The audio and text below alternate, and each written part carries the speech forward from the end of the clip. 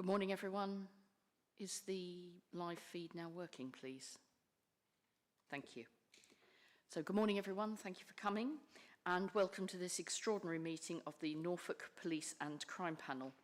My name is Sarah Buttikoffer. I'm currently the Vice Chair of the panel and in the chair for this meeting. Before we continue, I will go over some general housekeeping rules. This meeting is being held in person at County Hall and is also being streamed live on the County Council's YouTube channel. The recording will be available to view afterwards.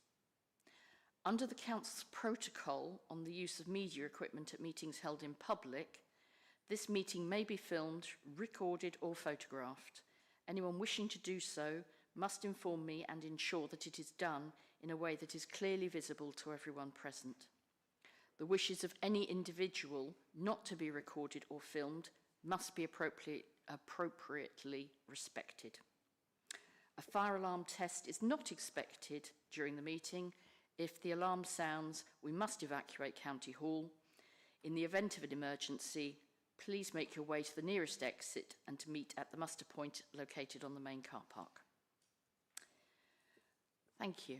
So we'll now move into the meeting. And do we have any apologies, please? Thank you.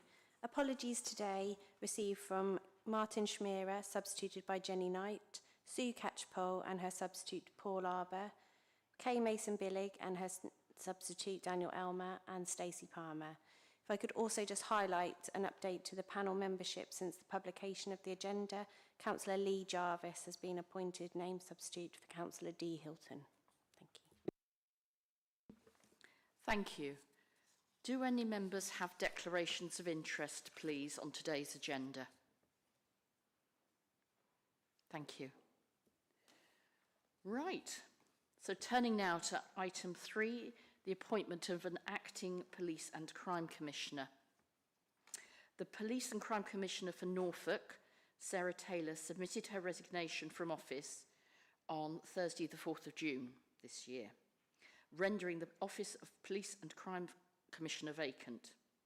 While an election will take place on the 16th of July, the panel has a duty to appoint an acting commissioner in these circumstances. The report sets out the panel's role and includes the succession plan put in place by the Commissioner's Office, which identifies the Chief Executive, Mark Stokes, as the member of staff to be appointed as acting Commissioner. Would any members of the panel like to ask questions, please?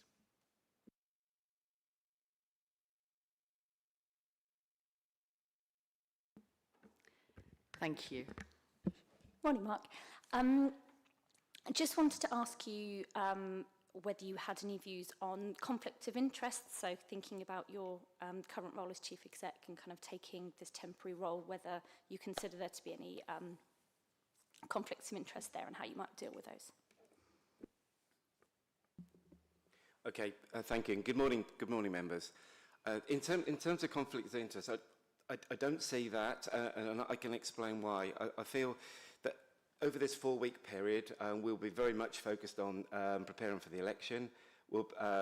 We're already setting plans, preparing for candidates to come in and see us so we can support them through their electoral process and then working through the induction process thereafter. If there are any key decisions that come up around key commissioning of services, then we will look at them. But my intention is to place most of those key political issues on hold until such time we get a new Police and Crime Commissioner in. So my role very much will be around procedure, governance, and making sure that we are best planned for a new PCC when they come into office. So that's how we plan to do it.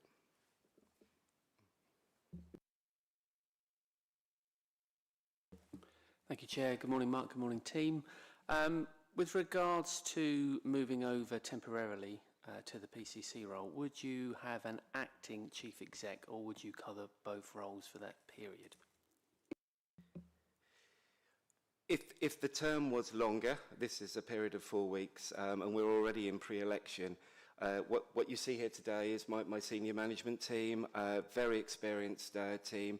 So for the purpose of the 4-week period, we will work together and ensure that we are well prepared for the election, which is the key driver for us.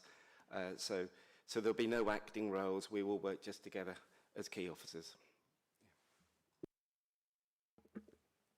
Thank you. Councillor Knight. Thank you, Chair. Due to the increase in responsibility of becoming the Acting Police and Crime Commissioner, would you expect to see a change in remuneration during your caretaker period? Very easy answer to that, Councillor Knight, no. This is very much a short-term interim arrangement where we'll be focused on the election and the induction process thereafter. Thank you. Any more questions? Sorry, Councillor Martin, thank you. Thank you. Good morning. Just wanted to ask what support will be in place to support you to undertake this role, and do you think, do you feel confident the structure can absorb any of the changes that was going to happen in this time period? Thank you. That's a really good question. I think Norfolk, as an officer of the Police and Crime Commission, have been very blessed. We have an outstanding team that support the Police and Crime Commissioner. As I say, my senior management team are very experienced, and we're supported by a number of subject matter experts as well. So in terms of this interim process, I think we're well supported. The team are fully briefed, and we're all working towards supporting candidates through their electoral process and thereafter. So from our perspective, we're very comfortable. Thank you. Councillor Weston. Thank you. Just a quick question. Will the current police and crime plan that's in place still be executed upon, or is there any parts of that that have to be on hold during this interim? Okay, thank you. The current police and crime plan is still in place. Clearly, when we get to the other side of the election and we have a new police and crime commissioner, we will go out to public consultation and work with that commissioner in terms of development of a new plan. So current services that are currently provided under the commission through the current plan, we continue to support them. We've reached out to all our key partners, key stakeholders and commission services to ensure that they're comfortable that this is very much an interim period and business as usual. Clearly, if there are any bigger commissioning decisions to be made around the police and crime, they will be placed on hold until such time a new commissioner comes in. So we're seeing it very much as business as usual.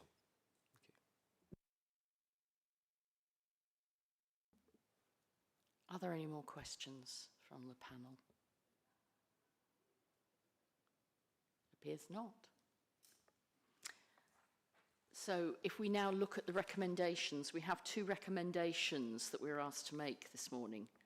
One is to appoint Mark Stokes, Chief Executive of the OPCCN, to the position of Acting Commissioner, and the other is to agree that for the period the Acting Commissioner is in office, the panel should change its delegation of the initial handling of conduct complaints in relation to the Commissioner to the Deputy Monitoring Officer.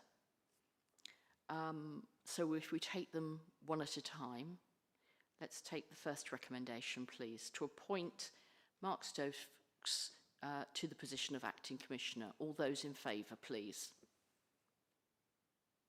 Thank you very much. That's unanimous.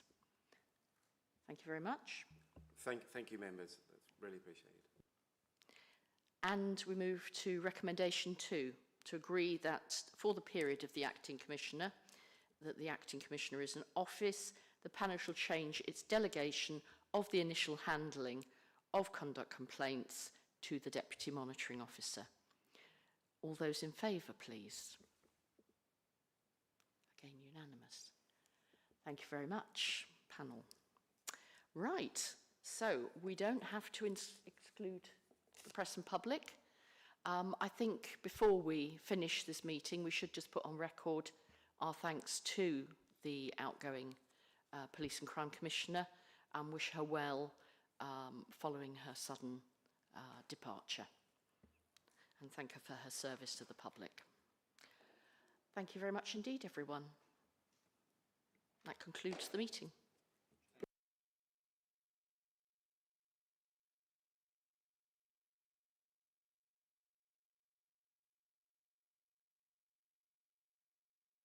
Have you stopped the recording?